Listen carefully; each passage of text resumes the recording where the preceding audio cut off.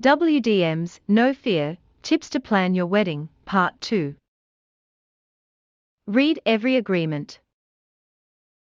Prior to signing any contracts with your suppliers, be sure to closely examine all details. Everything right down to date, times, locations, deposits, fees, and more.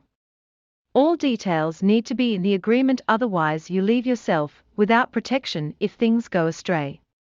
Be skeptical if you see any clause that you cannot review a supplier after the work is carried out. An agreement should detail what occurs if either party cancels, not just you. Read every detail in the context that it may happen, and where you would be left if this happened. If you are really positive about a supplier, but not 100% convinced with the agreement, you might be best to negotiate and see if they can amend the terms for a win-win outcome. Choose your bridal party carefully. The friends and family you ask to join your bridal party are there for emotional and practical guidance throughout your entire wedding planning experience. Speak openly with your partner to choose the size of the bridal party. Keep in mind the costs that may present themselves the larger the group. Who do you really want arm in arm as you move through one of the most important days of your life? Don't leave it to chance, choose wisely. Hotel room bookings. In either case of a destination wedding or a local celebration, the odds are you will have at least a few guests that need somewhere to stay. It's a nice gesture to keep this in mind and book a hotel block for them at one or more accommodation providers. You will make sure all your wedding guests are in the same general vicinity, which makes for easier transportation and also potential discounts. Shopping for wedding garments. Unearthing the perfect wedding dress is a detailed process. We suggest beginning your journey once you've secured your venue. Make sure you purchase the dress at least 6 months before the big day. This will allow ample time for fittings and alterations. Shopping for bridal party needs should also begin around the same time, to again allow for fittings and alterations. Remember that you may need other new garments as well, for parties, rehearsals, etc., because you want to look great throughout the whole experience. Create a wedding website. Keep your guests informed with respect to your entire wedding. By creating a website, you will avoid the maze of emails, texts, and calls that bombard couples in the lead up to their wedding day. Great wedding websites, like the ones available at Weddings Dot Melbourne, can integrate with guest lists and RSVP facilities to save you time and effort, and so that you don't miss a beat. Locations, gift registry links, bridal party details, and even uploading images and videos from the day for guests to view after the event. Build a gift registry. You and your partner should begin creating a wish list of potential gifts you'd like to receive from your guests in early planning. You can decide to have more traditional or edgy ideas, or a mixture. You can choose a monetary registry to fund things like honeymoons or home deposits, or choose a charity instead. Your gift registry details should be displayed on your custom wedding website or on an invitation insert, and not on the wedding invitation itself. Don't rule out having multiple registries as well for a broad range of gifts.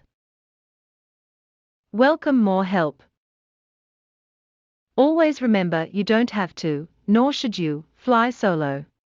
Your bridal party, family, and your fiancé should all be ready to help out where they can. You will likely need to coordinate this help yourself, but most people close to you would be delighted to help out. Either before or on your wedding day, be sure to assign tasks that your helpers feel comfortable with. If your father is an accountant, may help out with contracts and payments. Your sister works in hospitality and should be able to help with seating arrangements. If you're using online planning tools, like the ones at Weddings Dot Melbourne, you may be able to add them as users so you can both use a table manager tool, for example. DIY in moderation. When thinking about what DIY elements you can add to your wedding, always do so in moderation, and don't overextend yourself in terms of grunt or ability. When done in the right way, and to the right level, can add amazing touches for your guests and event. There are many DIY elements that can be done well in advance, including wedding favors, purchase of decorative table touches, and welcome bags. When it comes to more complex things like flower arrangements or food items, you may be best to leave it to the professionals. Take a break as a couple. To ensure you and your partner don't go insane just as you're getting married, take some time off for the two of you and put wedding planning on pause when you do this. Whether it's the month or week before, believe us, it will be time well spent. Try your best to take the week prior to your wedding off, which will help make the lead up to your big day much less stressful. This will also give you some much needed time for any finishing touches or mini issues to be resolved without being rushed. Organize, save the dates and invitations.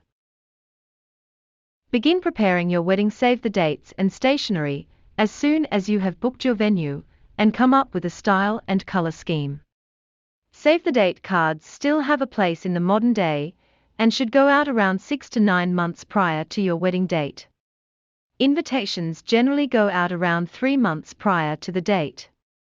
We recommend that RSVPs be returned no later than 1 month before the celebration, or electronically, like with Weddings Dot Melbourne's wedding website integrated with guest list tools. Secure a celebrant.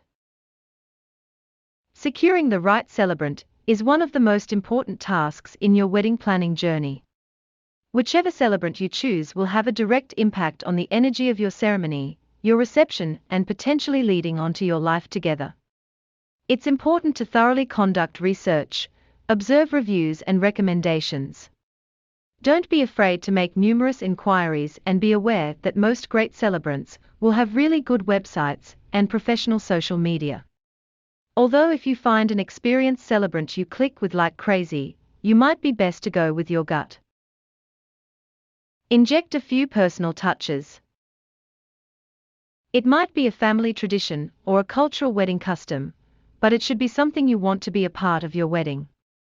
It could be a touch that has been around for 5 generations, or one that you want to start for the next 5 generations. Personal touches may include wearing a family heirloom item of jewelry, or something more broad like having something blue. Make sure this is your wedding and feels like you and your partner. Organization of transportation. There are a few types of wedding transportation you'll need to plan for. You may need transportation for you, your partner, and the bridal party for the ceremony. You will also need a car to take you both to the reception, while the bridal party takes the same vehicle that has taken you all to the ceremony. If your venue is a long way from anywhere close, then it would be very warmly welcome to organize transportation, i.e. buses or Uber rides. Do your homework when purchasing transportation and ensure you're not paying too much because you spoke only to a couple of transport companies.